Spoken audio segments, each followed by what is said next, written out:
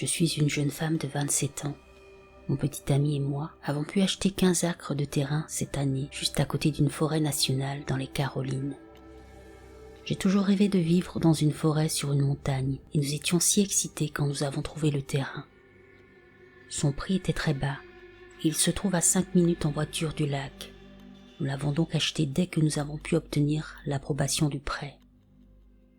Nous avons installé un petit mobil-home au milieu de la propriété où nous vivons actuellement, pendant que nous construisons notre maison à environ 3 acres de là. Il n'y a pas grand-chose de construit pour l'instant, juste la dalle de ciment et quelques poutres métalliques et le toit. Passons maintenant à l'histoire.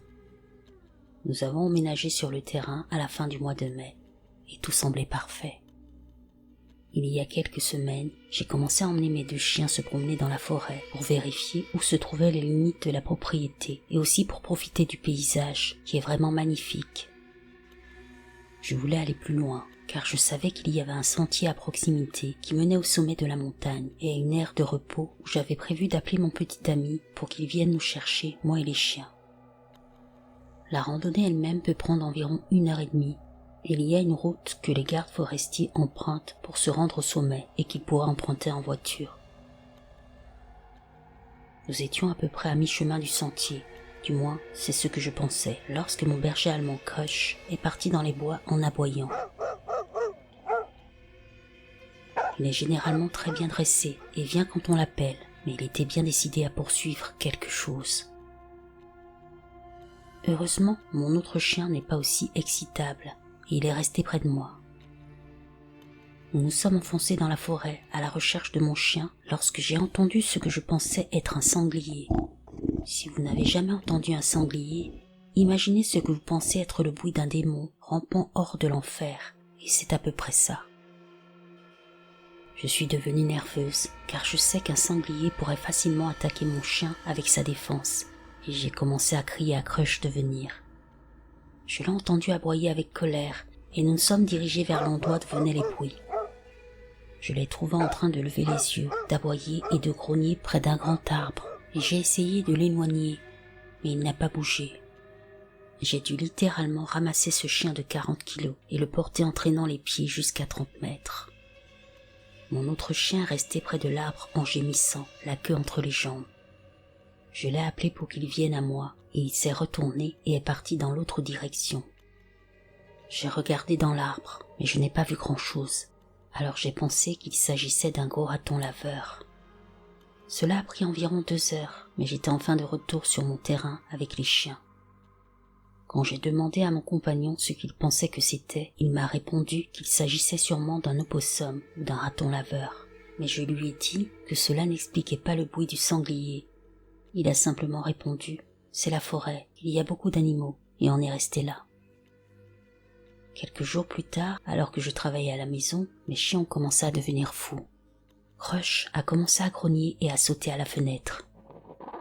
J'ai crié pour qu'ils arrêtent d'aboyer et comme je devais passer un coup de fil, je les ai laissés sortir avec l'intention de les ramener ensuite, ce qui a pris 10 minutes.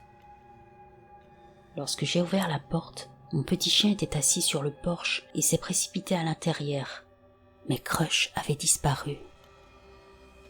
Je suis sortie et je l'ai appelé en scrutant les bois à la recherche de son gros derrière poilu.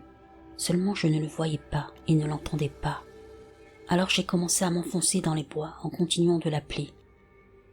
Je me suis rendue à l'endroit où la maison est en train d'être reconstruite et il se tenait sur le côté droit.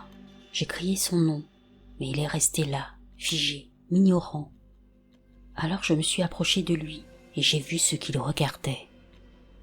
Je ne sais pas ce que c'était. J'ai d'abord pensé à un ours sans poil en raison de sa taille, mais il n'y a pas d'ours dans cette forêt. J'ai vérifié avant d'emménager car je craignais que les chiens ne s'en prennent à l'un d'entre eux. De plus, il était trop maigre pour être un ours. Il avait de la fourrure, mais seulement sur le dos, et il était marron foncé ou noir.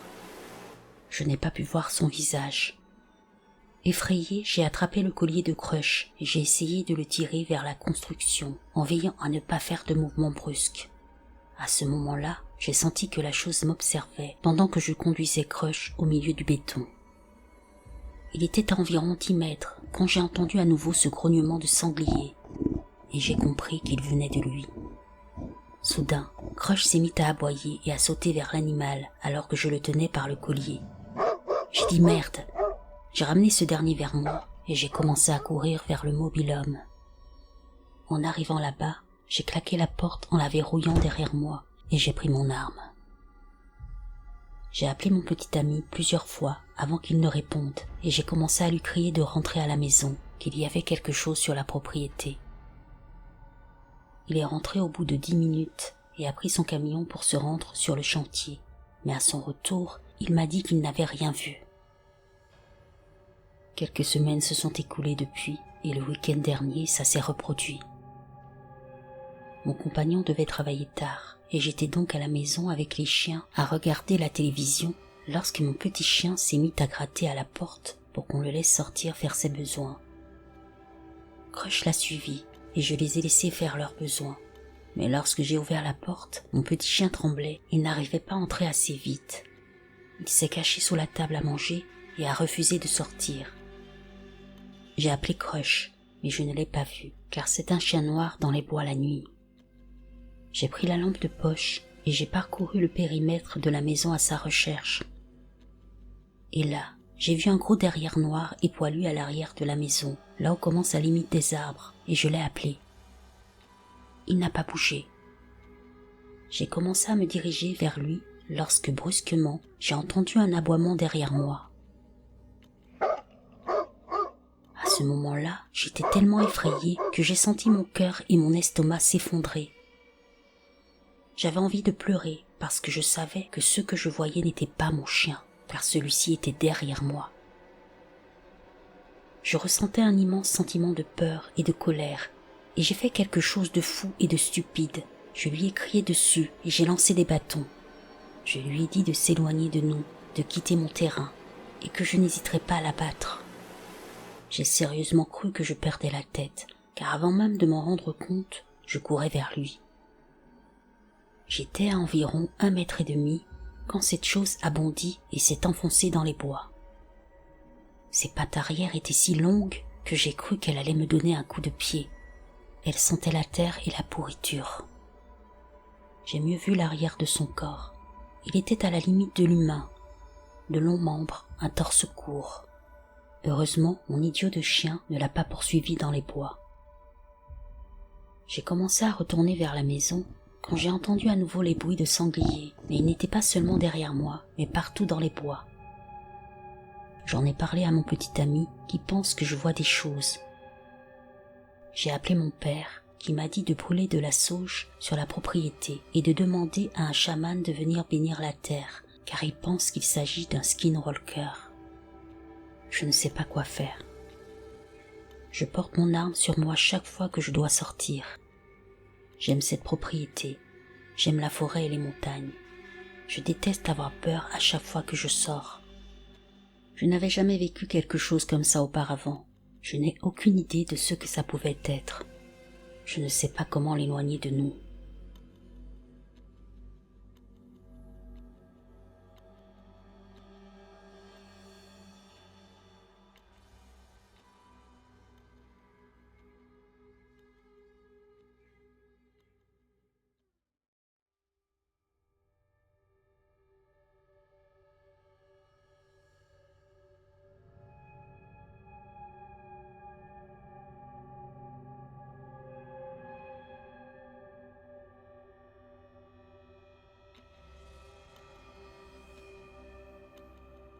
J'aime l'idée que des choses extraordinaires puissent se produire. Je garde l'esprit ouvert, mais je ne crois pas vraiment au paranormal. Cependant, l'expérience que j'ai vécue, je n'arrive toujours pas à l'expliquer. Cela s'est passé il y a quelques années, alors que j'allais rendre visite à un ami à 4 ou 5 heures de route. J'avais 22 ans, et c'était la première fois que je voyageais à une telle distance. Je n'avais même jamais pris le train auparavant. Mon ami vivait dans ma ville, mais sa famille a déménagé lorsque nous étions plus jeunes. Nous sommes restés en contact. Lui venait parfois me voir, mais pour moi, c'était la première fois. Il vit dans une ville beaucoup plus petite et assez rurale. Derrière sa maison, il y avait une zone sauvage que j'appellerais forêt par souci de clarté, même si elle n'était probablement pas classée comme telle. Il s'agissait simplement d'un grand nombre d'arbres et de broussailles laissés à l'état naturel et non entretenus. Il y avait leur maison, puis 10 à 11 mètres, une clôture en grillage, et ensuite, 60 à 70 mètres plus loin, c'est là que vous commencez à entrer dans la forêt. Mon ami et ses frères et sœurs prétendaient que si vous laissiez un objet de l'autre côté de la clôture, pas nécessairement dans la forêt, il vous serait rendu quelque temps plus tard. Il y a d'autres histoires qu'ils m'ont racontées à propos d'autres choses dans la forêt, mais je vais me concentrer sur celle-ci. La première nuit que j'ai passée là-bas, j'ai jeté un chapeau que j'avais apporté de l'autre côté de la clôture, et quelques heures plus tard, mon ami m'a dit qu'il l'avait trouvé sous son porche. Ça ne m'a pas semblé être une preuve de quoi que ce soit. J'ai supposé qu'il se moquait de moi. J'ai réessayé le même soir, en surveillant mon ami, et lorsque nous sommes sortis pour fumer une cigarette, j'ai trouvé le chapeau sous le porche. Quoi qu'il en soit, l'un de ses frères et sœurs était peut-être impliqué dans la farce. Le deuxième soir, à l'insu de mon ami, j'ai pris une de ses boucles de ceinture, et je l'ai jetée aussi loin que j'ai pu de l'autre côté de la clôture. Et encore une fois, elle a subi le même sort sur le porche de leur maison quelques heures plus tard. Je n'étais toujours pas convaincu. Peut-être que quelqu'un m'avait vu et qu'il était parti à sa recherche. À ce moment-là, je commençais à avoir la chair de poule, mais mon incrédulité l'emportait toujours. La troisième nuit, nous avons décidé d'aller dans la forêt. Il y avait moi, mon ami et l'ami de mon ami. Nous avons escaladé la clôture, nous avons commencé à marcher vers la forêt et nous sommes arrivés à environ 15 mètres de profondeur lorsque toutes nos lampes de poche se sont éteintes à l'unisson. Mon ami nous a crié de revenir en courant et je ne me suis pas posé de questions, j'ai foncé. Cependant, dans ma fuite, j'ai fait tomber mon chapeau. Et là, lorsque nous sommes rentrés dans la maison, j'ai trouvé mon chapeau à l'intérieur. Et pire encore, il était dans leur sous-sol, dans ma valise. Cela m'a beaucoup ébranlé, car mon ami avait déjà une bonne longueur d'avance sur moi lorsque nous avons tous couru. Il n'aurait jamais pu revenir en arrière pour récupérer le chapeau. J'étais avec lui lorsque nous avons tous atteint la maison. De plus, nous avons couru en ligne droite jusqu'à là. Il n'y a aucune chance que quelqu'un l'ait attrapé et ait pris un autre chemin pour nous devancer. Et pour couronner le tout, nous avons fermé la maison à clé avant d'entreprendre notre promenade nocturne. Et il ne s'agissait pas non plus d'un double du chapeau, à moins qu'il n'ait réussi à reproduire l'usure de mon chapeau à l'identique pour ce piège. Après cet incident, nous n'en avons pas parlé. J'en avais fini avec cette histoire, et je ne voulais plus rien avoir à faire avec la forêt. J'ai laissé mon chapeau chez lui lorsque je suis rentré chez moi, espérant et redoutant à moitié qu'il me revienne plus tard, mais ça n'a jamais été le cas. Quelques années après, mon ami et moi nous sommes fâchés et ne nous sommes plus jamais adressé la parole. Mais si jamais un jour nous nous réconcilions, j'aimerais lui reparler de cette histoire. Les récits d'événements survenus dans cette forêt sont nombreux, et ne serait-ce que par curiosité, j'aimerais les explorer davantage.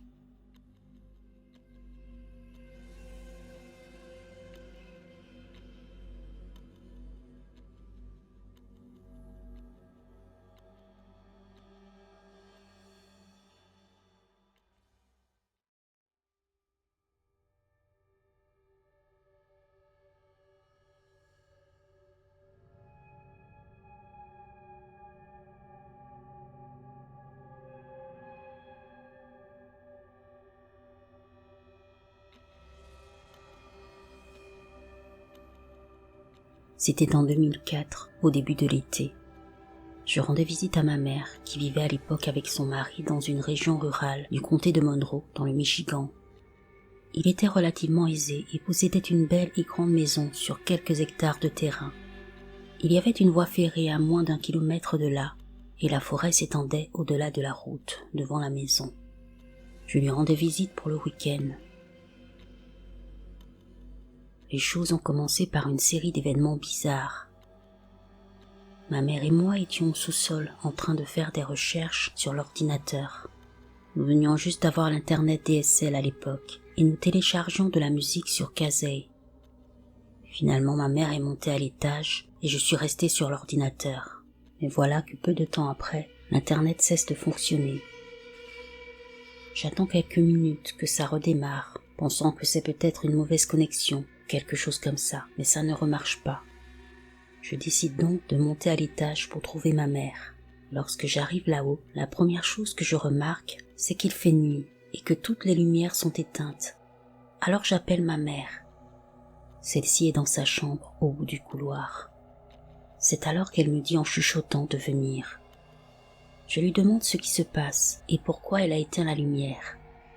Elle me dit de me taire et de venir jeter un coup d'œil par la fenêtre. Et là, lorsque je regarde dehors, je vois 2 grandes sphères oranges qui volent d'avant en arrière. Il est difficile de juger de la distance sur des orbes de lumière, mais notre meilleure supposition était que c'était juste au-dessus de la ligne des arbres dans la petite forêt, au-delà de la route.